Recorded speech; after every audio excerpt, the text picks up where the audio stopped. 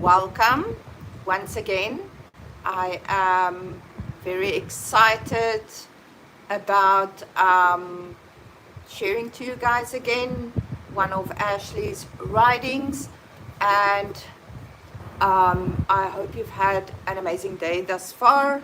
So here in Thailand, in the south part of Thailand where I live, Nakhon Si Thammarat, the city of Kon, we have just had an amazing storm, and it is still drizzling a little bit, but it cooled down a little bit.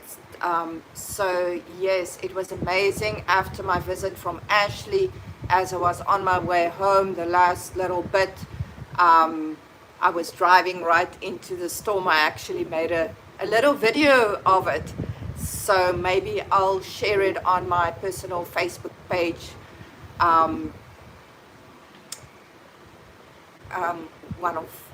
one of these days. Anyway, sorry, my brain is working too fast for my speaking. I'm already thinking about the next thing. Anyway, thank you so much for joining, guys, and welcome. And today, so before I read Ashley's reflection journal number 6 to you, I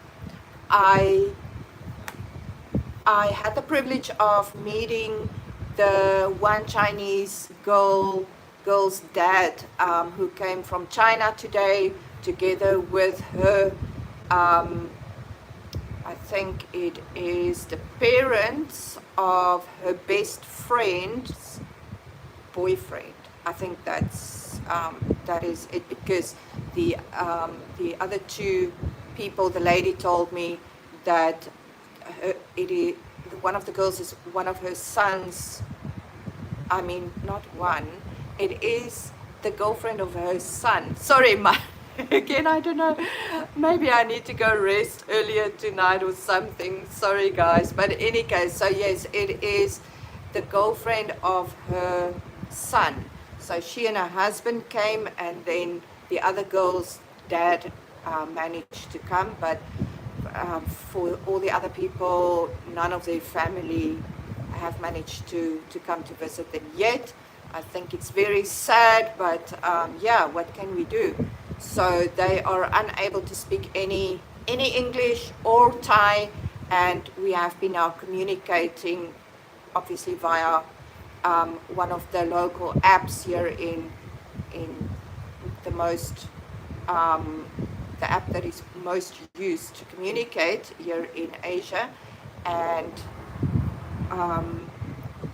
yes, he told me he also saw Ashley and him, they managed to see each other as well when we visited, because he was in the same group as I was. And the girls were very excited because they are teaching each other their language. So this is actually the girl that's been teaching Ashley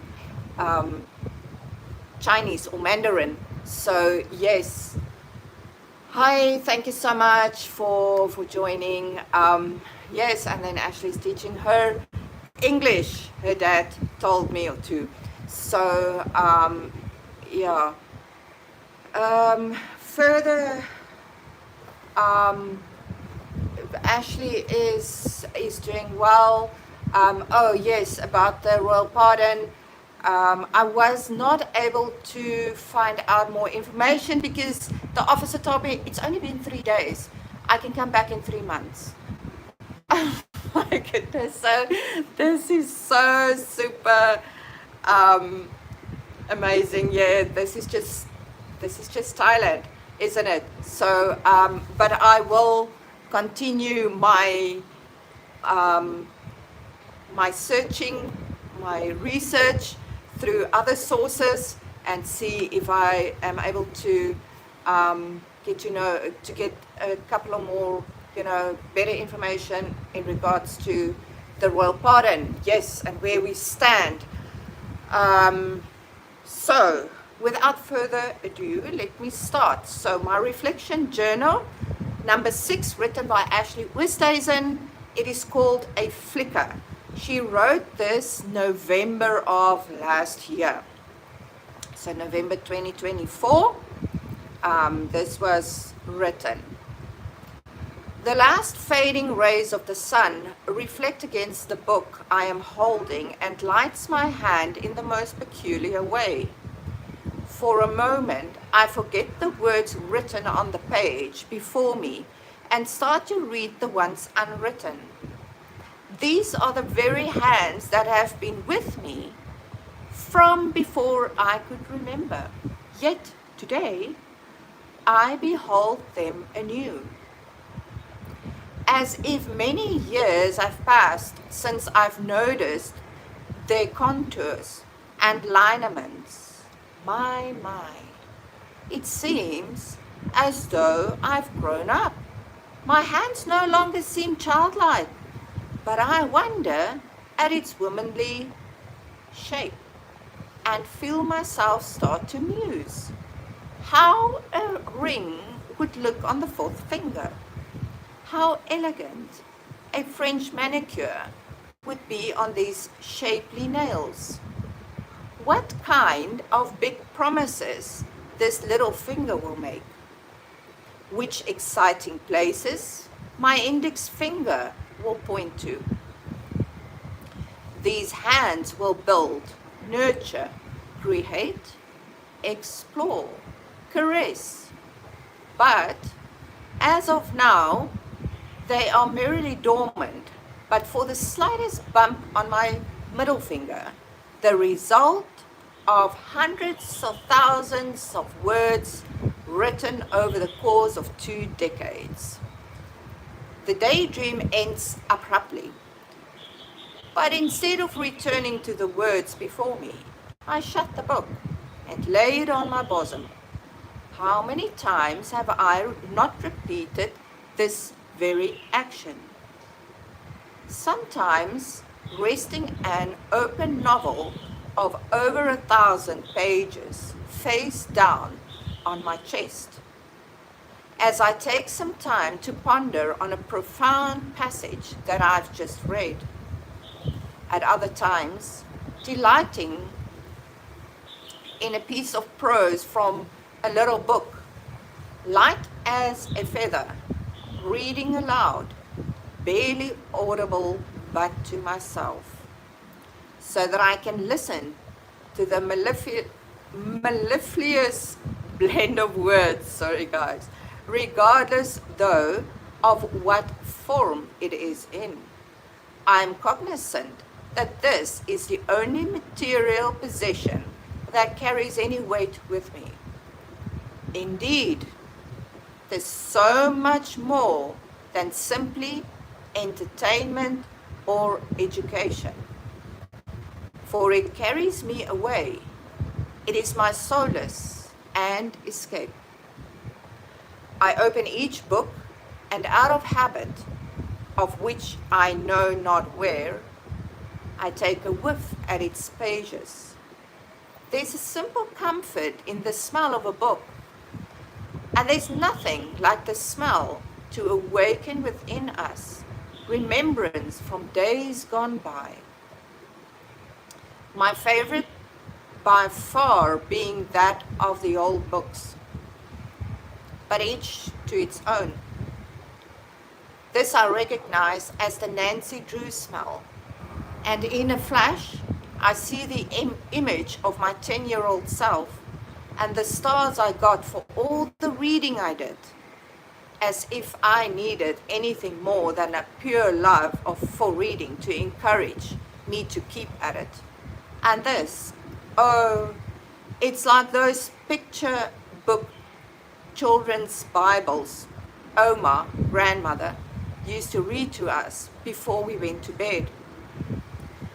While visiting at her house, I close my eyes as comfort turns into pain, and I send a quiet blessing her way. In opening a book, I open a portal, and it transports me to settings and eras that thoroughly captivates me. And I get so involved with some of the characters and their stories that whilst I am downstairs, I wander about absent-mindedly, always turning my thoughts to the same question: whatever shall they do next? Ever so eager to return to my room and get sucked into that vortex. It is my train pass, my plane ticket. It is my invitation to a party, my own inside scoop and admittance card. Oh, without books, I'd be lost. I'd have so little to occupy myself with, to teach myself with, to distract myself with. And whenever there is a delay, as there often is, and I must wait to receive my new batch of books, I feel myself quite out of sorts. My days are dreary, my inspiration is gone. My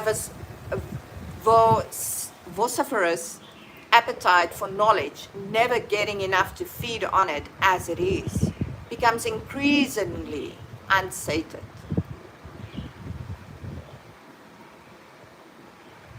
I'm sorry, a cat just walked into my house. Hey, outside. I think that it only understands. One moment, I'm sorry. Okay, there it goes. Oh my goodness. Anyway, welcome to my world, guys. At least it is not a monitor lizard. Okay, so let's get back to the reading. Where am I? Okay, so I've been tending to this affliction of mine by applying myself to Thai books, and surely I find much satisfaction in finishing my first book in my third language. And while enjoying the mental challenge, it can be quite tedious and tiresome, and before long, to relieve my mind and soul by returning to English literature.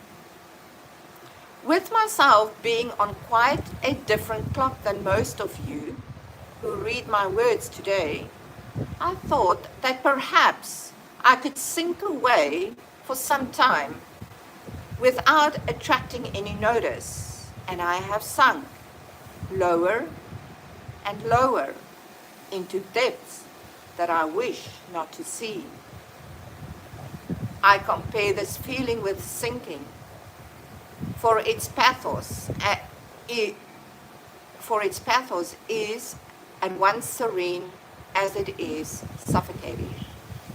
Between heaven and sea, the waves have space to rage and play and is subject to the wind. But deeper below, the waters become oblivious to such influences and fade out into tranquility and darkness. Nevertheless, the light reaches me in the benevolent form of my Father that is in heaven, and in this light, the lifeline making its way to me is visible. Its anchor being made of a mother's love, solicitous siblings, steadfast friendships, and even from the kindness of strangers, and inquiries from a world that seems estranged from me, makes its way down to me. And it says, take hold of me, allow me to pull you up, and gently come breathe in the fresh air, for you will soon set your feet ashore and be a part of our world again. And so I wish to be. Such are my prayers. I write to you with love, Ashley. P.S. If you have any books to recommend, please feel free to share them with me. I leave off with a little poem that I wrote. A flicker. My body might be held captive, but they shan't have my mind. I take you in my hands, but you the one who carries all the weight. You are my comfort, my greatest escape. It is in you that my relief I find. I open you up, you swallow me in, and though right here I remain, I travel with you through these pages to stay sane. You are the flicker of light in my world, otherwise so dim. And yes, guys, that's it for today. Ashley's a flicker that she wrote back in 2024, the month of November.